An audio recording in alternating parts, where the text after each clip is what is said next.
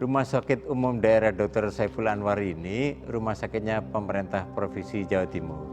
Jadi ketika Jawa Timur ada kasus COVID meningkat, maka Ibu Gubernur memerintahkan kami untuk turut bisa menangani COVID ini dengan seksama. Oleh karenanya kemudian kita ditunjuk sebagai salah satu rumah sakit rujukan untuk menangani COVID. Pada awalnya sebenarnya kami juga kerepotan karena pada waktu itu kami baru punya 5 tempat tidur yang bisa untuk isolasi pasien COVID. Kami menyebutnya sebagai ruang Pinere 1. Tapi melihat lonjakan dari COVID ini, maka kemudian kami mengembangkan menjadi ruang Pinere 2 dengan kapasitas 36 bed tempat tidur.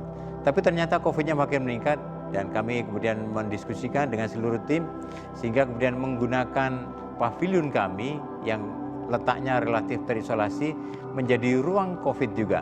Kami menyebutnya sebagai ruang in-COVID. Untuk penyiapan fasilitas dan karyawan tentunya ini dimulai dari suatu perencanaan. Dan pada saat awal COVID kami membentuk tim kecil. Pada prinsipnya pada kondisi pandemi, pelayanan itu harus selain mengutamakan keselamatan pasien, juga harus mengutamakan keselamatan karyawan. Maka kemudian kami sepakat pada saat itu membentuk 4 tim kecil. Yang pertama adalah tim ahli klinis yang nanti mengurusi penata laksanaan pasien. Kemudian yang kedua tim APD.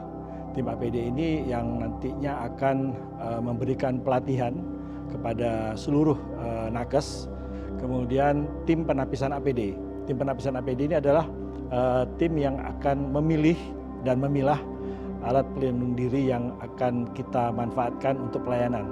Karena memang pada saat itu sangat banyak bantuan dari masyarakat dalam bentuk APD, dan yang tim terakhir adalah tim akselerasi penyediaan fasilitas. Kemudian akhirnya kita pada saat itu mengalami kendala karena dalam pemeriksaan radiologi kita harus menggunakan sarana radiologi yang ada di UGD, termasuk juga kamar operasi ya. Lalu kemudian kami memutuskan untuk melakukan pelayanan dengan kebijakan yang disebut sebagai isolated and contained. Saya sampaikan bahwa saya kira tidak ada satupun yang siap ya dalam menghadapi pandemi COVID ini. Akan tetapi bagaimana kita sebagai manusia bertahan ya untuk menghadapi pandemi seperti ini. Alhamdulillah sebetulnya dengan dukungan yang luar biasa dari direktur, wakil direktur dan seluruh sivitas Hospitalia ini kita bisa melaluinya. Yang pertama saya sampaikan bahwa saat itu saya sebagai Instalasi Pelayanan Utama yang saat ini diubah menjadi instalasi COVID dan infeksi terpadu. Dan pada tanggal 1 Juni semua yang sudah kita lakukan di Pinere seperti yang disampaikan oleh Pak Wadir dan Dir itu dipindah ke in-COVID di sini. Semua melakukan kegiatan di sini untuk pertama adalah HCU, lalu kedua ICU, ketiga IGD, keempat adalah operasi atau OK ya, ruang OK. Jadi semua ada di sini, termasuk penunjang yaitu layanan radiologi ada di dalam sini. Dan tentu saja tidak lupa juga poliklinik, mohon maaf tertinggal ya, poliklinik pun ada di dalam in-COVID ini. Jadi kita bisa melayani pasien-pasien COVID secara terpadu di dalam gedung yang sudah dialokasikan khusus untuk COVID. Di bulan Maret, seingat saya, jadi tahun 2020, jadi saat pertama menerima pasien, kita membuat suatu ruangan baru untuk pasien COVID, sehingga ruang dekontaminasi itulah yang digunakan untuk pasien-pasien yang diduga penyakit COVID. Nah, dan di sana ditempatkan beberapa tempat tidur untuk melayani pasien-pasien COVID.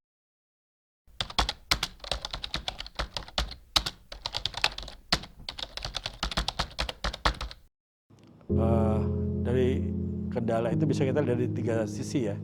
Yang pertama dari sisi caseload-nya sendiri. Jadi kasus ini memang mengalami percepatan jumlah yang sangat cepat sekali, dan ini mengakibatkan kita juga cukup keteteran, ya. Kita melakukan pengembangan perluasan dari InCovid itu ke ruang IPJT dan juga ruang HCU, ya, dengan kapasitas total sekitar 224 tempat tidur, ya. Namun itu juga ternyata masih belum cukup. Kita sudah bisa melihat pada saat itu bahwa antrian yang akan masuk di InCovid di parkiran itu bisa mencapai 50-70 pasien yang antri masuk, sementara di dalam sendiri sudah overload. Kemudian dari sisi ketenagaan, kami terus terang pada saat awal melakukan mobilisasi beberapa nakes yang berada di pelayanan non-infeksius, kita tugaskan di ruang infeksius. Dan ternyata itu tidak cukup. Kita membutuhkan tenaga yang lebih banyak lagi. Nah, disitulah kemudian dengan bantuan pemerintah Provinsi Jawa Timur, kita bisa merekrut tenaga relawan. Yang kalau nggak salah saya sampai mencapai 200 orangan.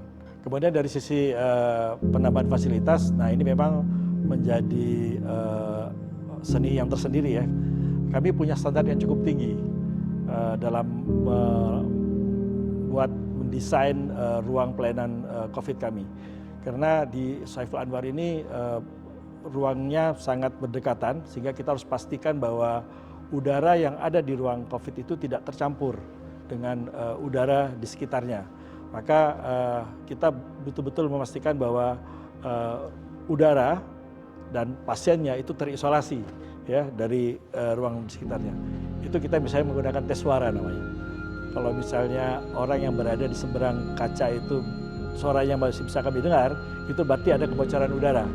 Nah, ini yang kita kemudian kita cari sumber kebocoran itu di mana, itu kita sumbat, ya, sehingga kita bisa pastikan di sini udara yang berada di area COVID itu tidak akan bercampur dengan udara di daerah zona hijau. Harus saya sampaikan bahwasannya semua pasien COVID itu masuk dirawat hanya sendiri tanpa ada keluarga satu orang pun. Oleh karena itu, betapa luar biasanya yang menjadi pasien dan juga menjadi PPA yang melayani pasien. Karena yang dirawat di sini adalah derajat sedang, derajat berat, dan derajat sangat berat atau kritis. Ini semua menimbulkan hal-hal yang juga sangat luar biasa karena harus terbangun komunikasi antara yang melayani pasien COVID dengan keluarga. Karena tentu saja pasien-pasien ini menjadi pertanyaan untuk keluarga. Karena tidak ada keluarga yang menunggu, maka keluarga mempertanyakan bagaimana sih sebenarnya kondisi ayah saya, ibu saya, anak saya, kakak saya, istri saya. Ini sangat luar biasa. Sehingga kami juga berupaya untuk membuat suatu template yang kita berikan setiap hari, menginformasikan keadaan pasien kepada keluarga pasien yang menanti bagaimana sih sebetulnya kondisi keluarganya yang dirawat di InCovid. Satu lagi, dari sisi petugas, kami juga harus sampaikan bahwa petugas ini sama loh, sama-sama kita ini manusia yang berada di era pandemi COVID. Salah satunya adalah mental. Dengan mental yang turun, memudahkan sekali terjadinya infeksi. Dan itu terjadi. Ya. Banyak sekali sebetulnya para pekerja di kita itu, nakes-nakes kita, isolasi mandiri. Ya, karena juga terjadi transmisi yang tiap hari, maka tidak bisa kita hindari bahwa kondisi dari para petugas ini juga menjadi mudah untuk terkena COVID. Pertama kali ada pasien, kita memang sempat kebingungan, kemudian akhirnya kita tempatkan di ruang dekon itu menjadi tempatnya pasien yang diduga COVID. Kemudian dengan menggunakan perawatannya, APD-nya menggunakan seadanya. Waktu itu kita gunakan beberapa APD yang dulu memang dipersiapkan untuk flu burung. Untuk dilema dalam memberikan pelayanan pasien COVID tentunya sangat tinggi sekali. Kita benar-benar mengubah kebiasaan, ya, dari perawatan langsung, tapi dengan penggunaan APD, apalagi penggunaan APD level 4 tentunya itu sangat menguras waktu, tenaga, dan segala macamnya. Ya. Belum ada persiapan apapun, edukasi apapun, kita langsung harus ready, siap untuk masuk terjun ke zona merah di dalam memberikan perawatan langsung. Sehingga efeknya yang kita hadapi saat itu bercabang banyak sekali, mulai dari dehidrasi, kecapean, dan juga resiko daya tahan yang turun. Di dalam banyak kegiatan, banyak pasien, kemudian perbandingan petugas dengan pasien tidak imbang, rata-rata 1 berbanding 10, jadi ini sangat-sangat menguras tenaga dan juga sangat-sangat terasa berat di dalam pelaksanaan. Masa lonjakan tertinggi selama kita memberikan pelayanan COVID dan juga teman-teman yang lain, semua nakes yang ada di RSSA, itu pada tahun 2021. Lonjakannya bisa sampai 10 kali lipat, sampai 20 kali lipat. Sangat tinggi sekali, tidak terkontrol, kacau. Itu yang menjadi momen yang sangat bisa dikatakan mengerikan. Ya. Pertama, di waktu itu angka kematian sangat tinggi sekali. Setiap hari kita jumpai, kita temui pasien-pasien yang meninggal. Untuk suka duka dalam memberikan pelayanan tentunya sangat tinggi sekali. Kita memberikan pelayanan pada mereka yang membutuhkan, mereka yang sakit. Terus ada hasil juga positif, pasien dirawat datang dengan sakit, kemudian pulang dengan kondisi indikasi pulang, sembuh. Baik itu dia berlanjut ke rawat jalan, rawat isolasi, tentunya itu sangat membahagiakan kami semua sebagai nakes di dalam memberikan pelayanan. Untuk pengalaman yang kali ini tentunya ini sangat menyayat hati. Kita benar-benar merasa kehilangan. Angka kematian tertinggi, tetap kita berupaya memberikan pelayanan terbaik. Akan tetapi teman-teman sejawat nakes lainnya juga tinggi paparannya sampai menjalani perawatan juga, baik itu perawatan di ruang isolasi dan juga perawatan di ruang COVID RSSA sendiri, sampai ada beberapa hal di antaranya yang gugur. Itu sangat menyulitkan bagi kami ya pada waktu itu, saat banyak tenaga teman-teman kita, saudara kita yang gugur. Di situ kita menimbulkan sebuah perasaan krisis kepercayaan. Maksudnya kita berhadapan dengan suatu problematika, dilema, kita mau menjalankan itu tuntutan tugas kita, tapi resiko yang kita hadapi juga sangat tinggi. Kita terpapar, kita kuat, kita survive. Kita tidak kuat, kita sakit. Begitu. Jadi ketika kita menghadapi teman-teman nakes yang gugur, di situ kita benar-benar sempat patah semangat kita, sempat tidak ada kekuatan kita, ya kita berontak, kita apapun, ya karena kita memang sedih sekali pada waktu itu, sehingga kita tidak bisa berbuat apa-apa. Tapi karena rasa persatuan yang kita siapkan dari awal sampai saat ini, sehingga kita semuanya dapat bersatu, kita semuanya dapat mengendalikan diri kita, dapat menguatkan kita masing-masing, saling merangkul, saling menguatkan. Alhamdulillah sampai saat ini kita bisa melewati hal itu dan kita bisa merasa yakin kembali untuk mengalahkan COVID-19.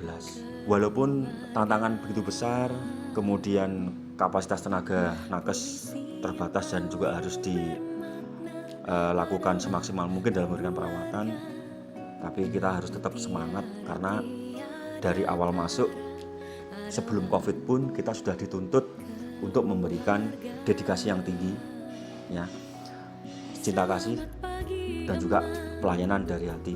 Jadi mau gak mau kita juga harus tetap memberikan pelayanan yang terbaik untuk pasien-pasien COVID, karena kita menganggap mereka yang sakit juga dari bagian kita. Maksudnya mereka sakit, keluarga kita sakit, jadi kita memberikan pelayanan semaksimal mungkin.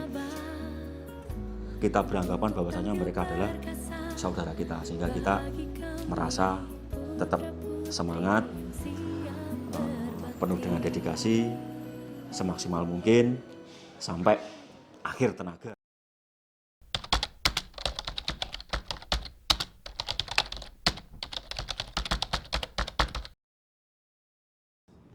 Saya menyampaikan terima kasih pada teman-teman, seluruh karyawan, para dokter, keperawatan, dan seluruhnya yang sudah menangani COVID ini dengan bahu-membahu dengan sangat baik dan sangat kompak. Bahkan dedikasinya bisa kita lihat sangat tinggi, meskipun itu sangat berisiko. Pertama-tama tentunya kami mengaturkan apresiasi yang setinggi-tingginya terhadap semua teman-teman yang berjuang, terutama yang di zona merah. Namun demikian yang di zona hijau pun itu juga cukup besar perannya dalam mensupport teman-teman yang bekerja di zona merah. Dan apresiasi ini tentunya tidak lepas dari hasil karya mereka ya, yang berhasil memberikan pelayanan yang terbaik untuk masyarakat di Jawa Timur, khususnya daerah Malang Raya. Kalau bisa saya peluk semua deh sebenarnya ya. Luar biasa pekerjaan kita itu satu dengan lainnya, ya saling berusaha untuk mendukung, saling peduli, sekali lagi saling peduli, saling peduli, saling peduli. Itu kunci ya, dan saling mendoakan, saling mensupport itu benar-benar keuntungan atau mungkin yang bisa kita dapatkan dari situasi pandemi itu saling mensupport. Untuk teman-teman yang bekerja di instalasi pelayanan COVID dan infeksi terpadu ini, saya ucapkan terima kasih yang luar biasa atas semua kerjasamanya, dan tentu saja kita masih tetap bekerja sama untuk kedepannya, untuk bisa tetap berbuat yang lebih baik dan bermanfaat untuk seluruh masyarakat, terutama Malang Raya yang membutuhkan Rumah Sakit Saiful Anwar. Ya, saya menyampaikan terima kasih kepada semua yang telah berpartisipasi dan bekerja keras, bekerja bersama-sama dalam penanganan pasien COVID, utamanya memang di UGD, kepada perawat, kepada dokter, pramubakti, kemudian tenaga-tenaga gizi yang telah memberikan pelayanan terbaiknya sehingga kita bisa memberikan pelayanan pada pasien COVID di Rumah Sakit Dr. Saiful Anwar ini. Sedikit saya cerita mengenai pengalaman saya juga mengucapkan terima kasih kepada seluruh DPJP, tenaga keperawatan, tenaga gizi, termasuk juga cleaning service yang pada satu saat itu saya itu juga dirawat di rumah sakit ini, dan saya salah seorang survivor yang sempat dirawat di ICU, dan saya melihat bagaimana teman-teman itu bekerja luar biasa siang malam tanpa mengenal lelah, dan dalam kondisi yang berisiko mereka masih mampu bekerja dengan sadar profesi yang tinggi.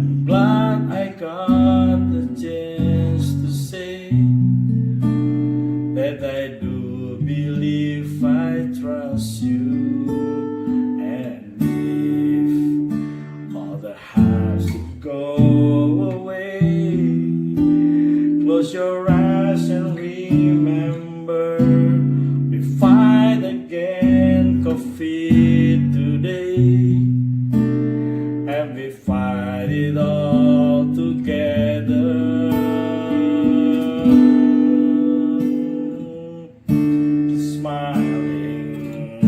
Keep fighting, knowing you can always count on me.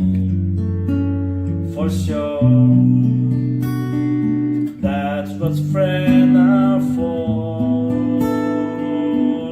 For good times and bad times, I'll be on your side forevermore. That's what friends are for.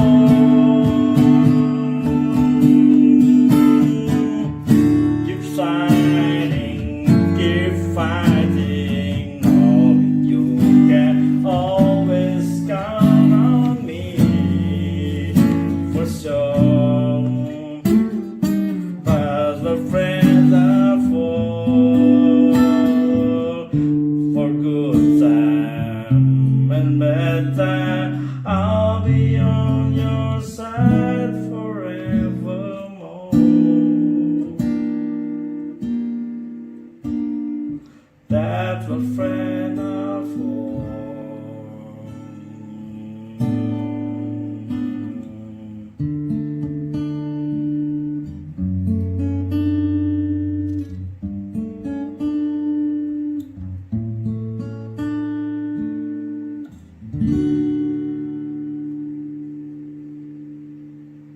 RSS saja ya.